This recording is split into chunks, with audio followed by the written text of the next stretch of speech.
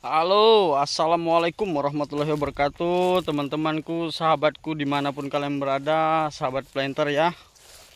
Pada kesempatan sore hari ini kita lagi berada di kebun. Nah, ini di kebun kita. Kita ini lagi melakukan kegiatan kastrasi di kebun ini ya. Nah, saya sedikit ingin bercerita buat teman-teman, sahabat semuanya ya. Bagi yang udah berpengalaman dan ilmunya lebih tinggi, jangan merasa tersinggung dengan video yang saya bagikan atau saya buat ya. Ini saya tepat berada di bawah pokok sawit. Ini teman-teman ya, teman-teman bisa lihat. Ini buah sawit saya ini ada tingkat 3 nih, 1, 2, 3. Udah 3 tingkat ya. Jadi teman-teman itu di media sosial ya, baik itu TikTok, baik itu YouTube, baik itu Facebook ya, mengatakan begini, sawit yang wajib kita lakukan kastrasi itu ketika dia baru merasa baru mengeluarkan bunga jantan dan dompet. Oke ya, mungkin itu sebagian orang menganggap bahwa itu adalah benar ya. Saya pun mengatakan itu benar.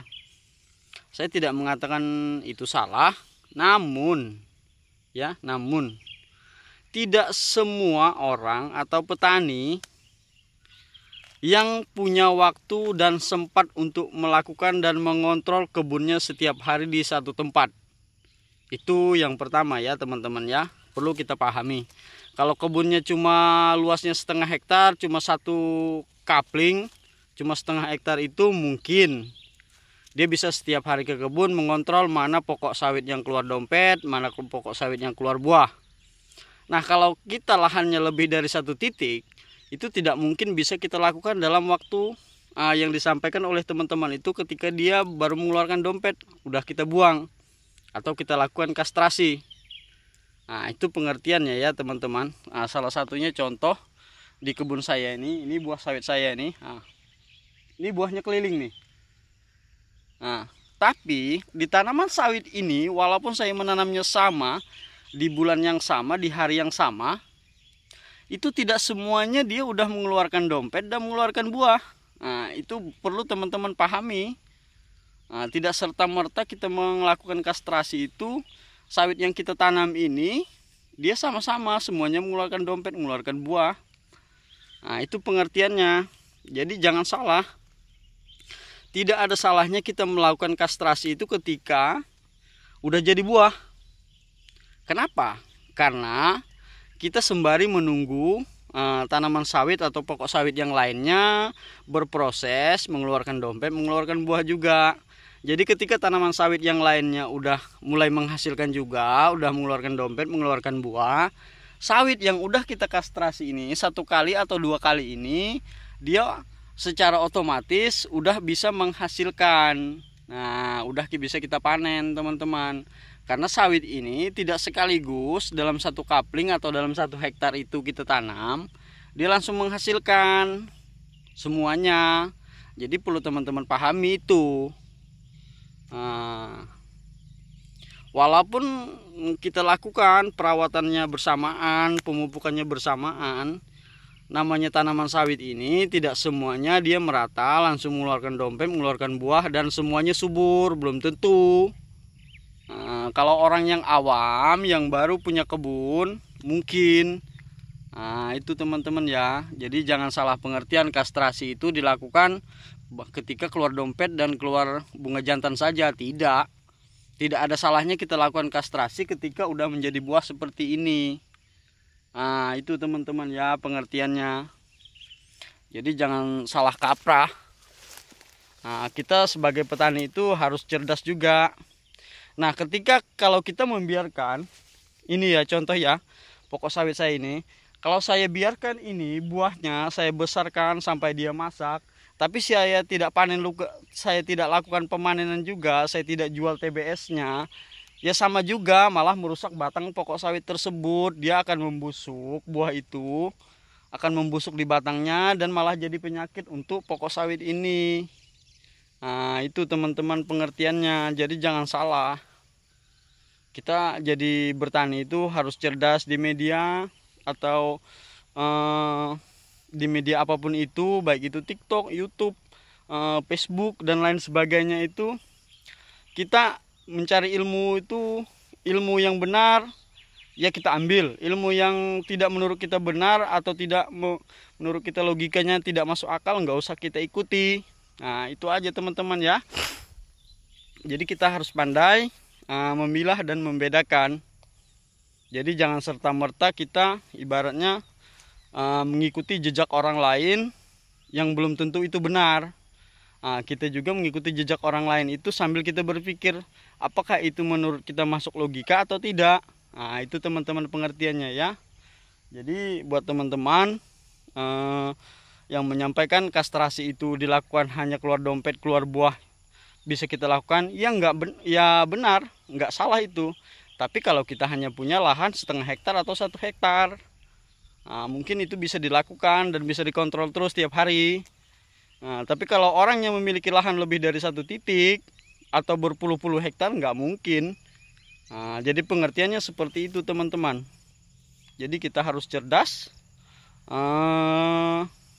memahami apa yang disampaikan oleh kawan-kawan lain, teman-teman lain. Nah itu. Oke teman-teman, kita lanjut kastrasi ya. Ini kita lakukan kastrasi teman-teman. Simak videonya, let's go.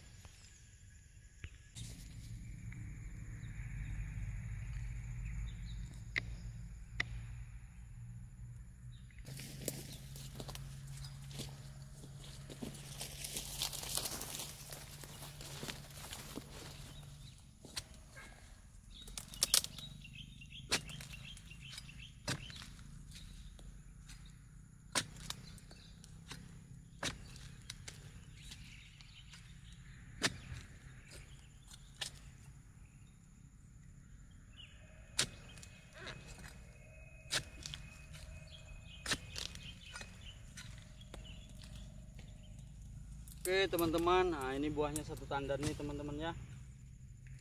Nah ini udah ada yang busuk malah teman-teman buahnya. Nah inilah yang jadi malah jadi penyakit teman-teman, karena nggak kita buang.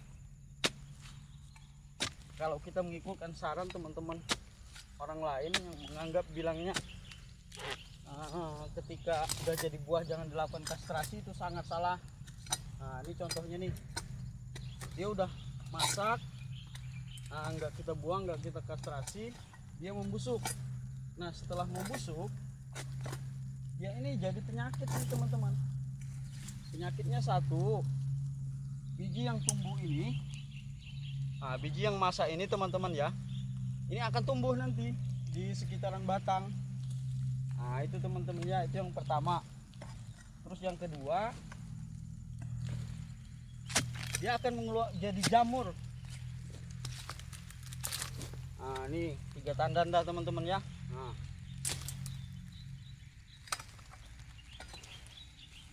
Nah batangnya pun belum terlalu besar, itu kita melakukan pembesaran buah ini sebenarnya teman-teman ya.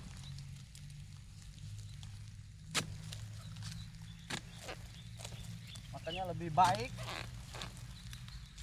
kita lakukan pembuangan teman-teman ya.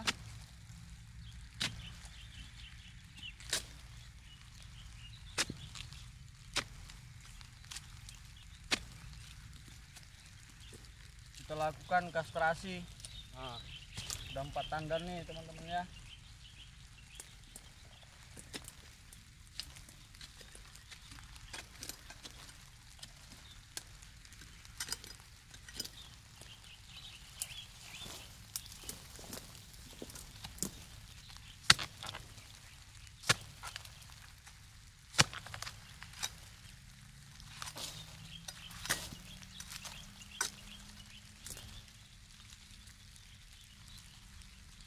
Lima tandan teman-teman tuh.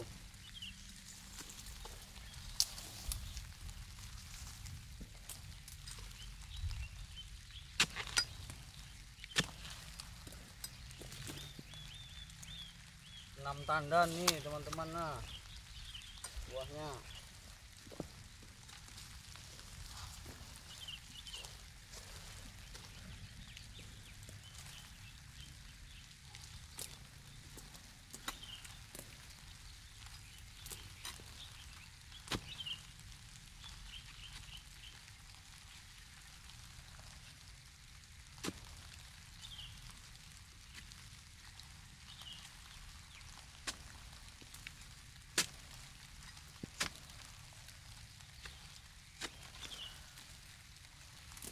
tandan nih. Nah.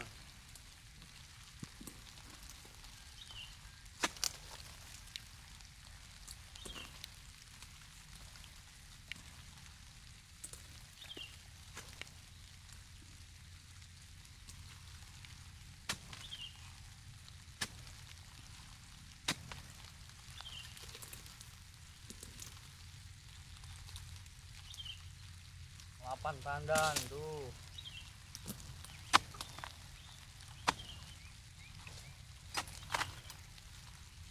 Nih dompetnya nih.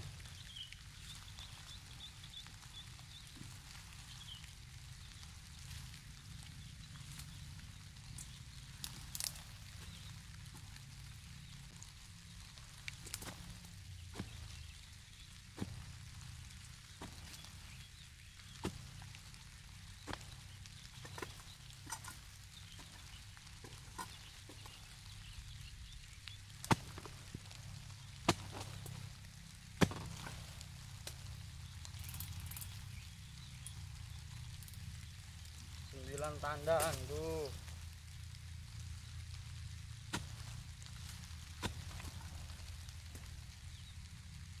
10 tandan tuh.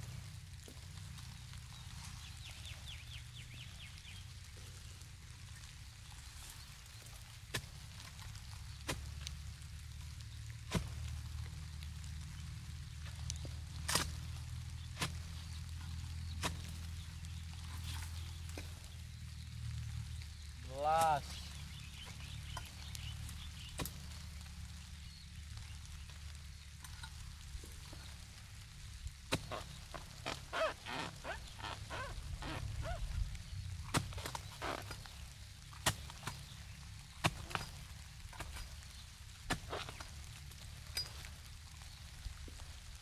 Dua belas.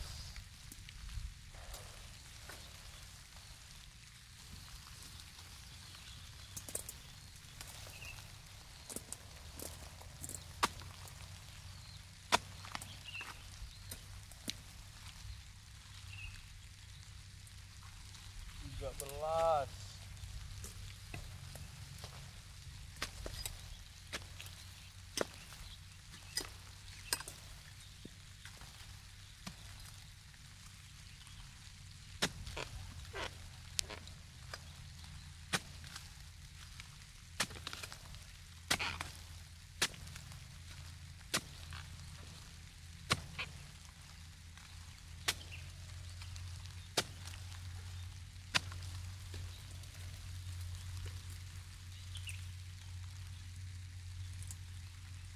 14.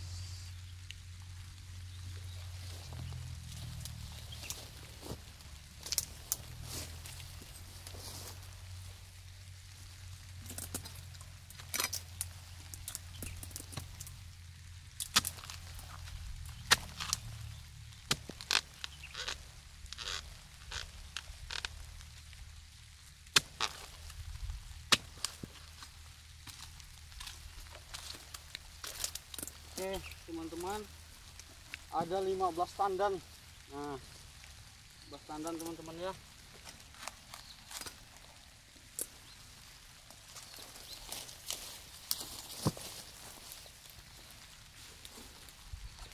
Ada 15 tandan yang kita kastrasi nih, belum ditambah yang busuk. Yang busuk tadi kalau tidak salah ada 4 atau 5. Bayangkan, pokoknya yang baru sebesar ini ya teman-teman, dengan buah yang sebanyak ini, kalau tidak kita lakukan kastrasi, maka batang ini sampai ke atas akan terjepit oleh buah yang ada, dan pelepahnya susah untuk mekar karena buahnya terlalu rapat.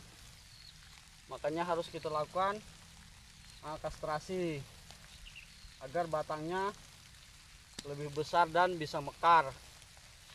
Dan nanti buah yang keluar lagi di sisi berikutnya, kita atau orang kita yang bekerja di kebun ini udah enak untuk melakukan pemanenan.